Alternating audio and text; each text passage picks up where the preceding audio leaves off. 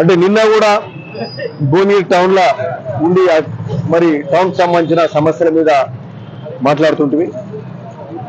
మరి ఈ రోజు కూడా ఇక్కడ భువనగిరిలో ముఖ్యమైన అంశాల మీద అన్ని విజిట్ చేస్తూ ఉంటుంది. ఇక్కడ ఉన్న స్థానిక సమస్యలు, ముఖ్యంగా జగదేపూర్ బ్రిడ్జ్ ఏదైతుందో, జగదేపూర్ రోడ్ కు సంబంధించిన బ్రిడ్జ్, ఇక్కడ భువనగిరి చౌరస్తా నుంచి ఇక్కడ నుంచి పోయే రోడ్డు, ఆ జగదేపూర్ బ్రిడ్జ్ పోయే రోడ్ బ్రిడ్జ్ మొత్తము పాట్ హోల్స్ అయ్యి ఆ ఎక్స్పాన్షన్ జాయింట్స్ అన్ని పోయి అది చాలా అధ్వాన స్థితిలో ఉంది.